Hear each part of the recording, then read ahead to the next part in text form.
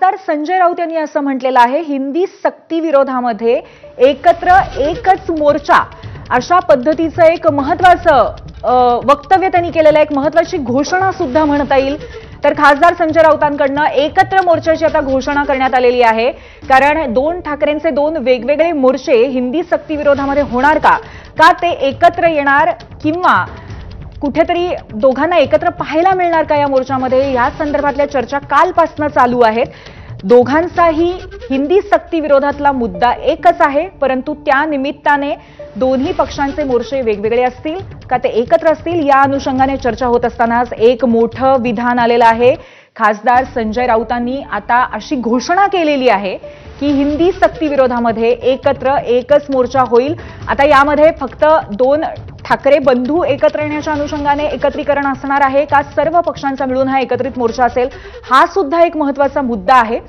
सर्व पक्ष म्हणजे अर्थातच जे मराठीच्या बाजूने उभे राहणारे पक्ष असतात आणि त्यामध्ये प्रामुख्याने दोन महत्त्वाचे पक्ष तर आहेत, अर्थातच राज ठाकरे यांची मनसे आणि त्याचबरोबर विरोध असलेली दुसरी महत्त्वाची पार्टी महत्त्वाचा पक्ष आहे अर्थातच उद्धव ठाकरे यांची शिवसेना। याच अनुषंगाने आपल्याला अधिक माहिती देत आहेत आपले प्रतिनिधी वेदांतने। वेदांत, या घोषणेबद्दल काय सांगता येईल, काय काय म्हटलेलं आहे संजय राऊत यांनी?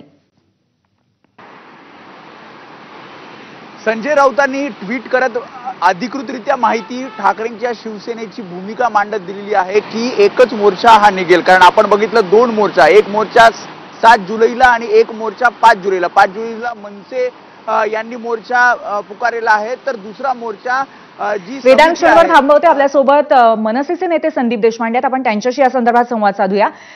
संदीपजी, आपलं स्वागत आहे। आणि आत्ताच कळतंय की अशी घोषणा करण्यात आलेली आहे संजय राऊतांकडून की दोन्ही पक्षांचा एकत्रित म्हणजे सक्ती विरोधामध्ये एकत्र मोर्चा असेल।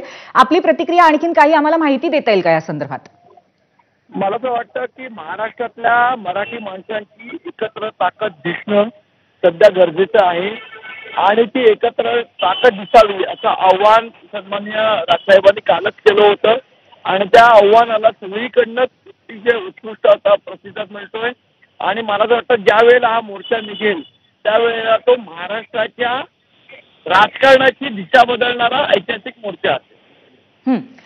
पण संदीपजी, त्याचबरोबर ठाकरे बंधू एकत्र येणार का कुठल्याही पातळीवरती? म्हणजे आता हा मोर्चाचं निमित्त जरी असलं तरी अशा पद्धतीच्या चर्चा सातत्याने आहेत आणि ते कुठेतरी आता घडतंय असा पण यातनं संदेश जातोय, त्याबद्दल आपण काय म्हणाल? नाही, मला तर वाटतं आता आपण कुठलाही राजकीय विचार करण्यापेक्षा ज्या पद्धतीने मराठी भाषेची गळचेपी करण्याचा प्रयत्न होतोय, हिंदी भाषेची सक्ती करण्याचा प्रयत्न होतोय, मराठी माणसावर हिंदी भाषा लादण्याचा प्रयत्न होतोय, त्या विरोधात एकत्र येऊन आवाज उठवणं आणि मराठी माणसाची ताकद दाखवणं हे जास्ती महत्त्वाचं आहे।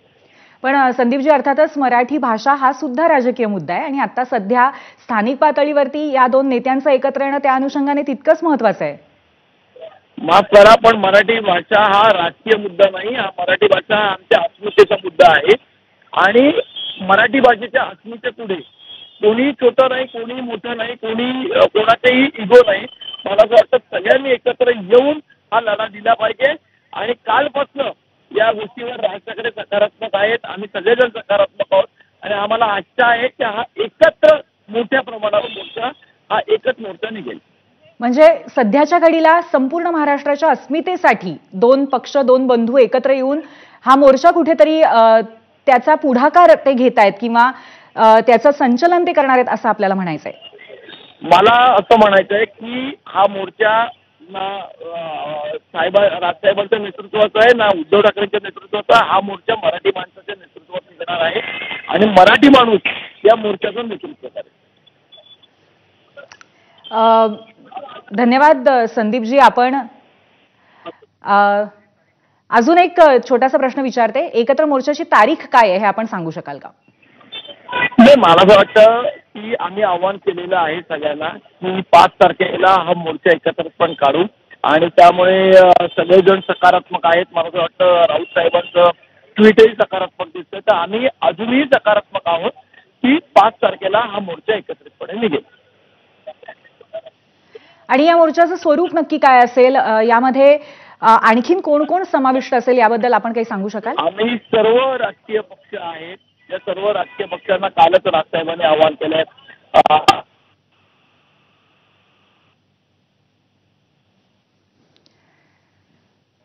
तर मनसे नेते संदीप देशपांडे यांच्याशी आपण आता बोलत होतो. आपण त्यांचा आणि आपला संपर्क तुटलेला आहे, परंतु सर्वांनी एकत्र येऊन मराठी माणसाच्या अस्मितेसाठी हा एकत्र येण्याचा मुद्दा आहे असं त्यांनी म्हटलेलं आहे. राजकारणाची दिशा बदलणारा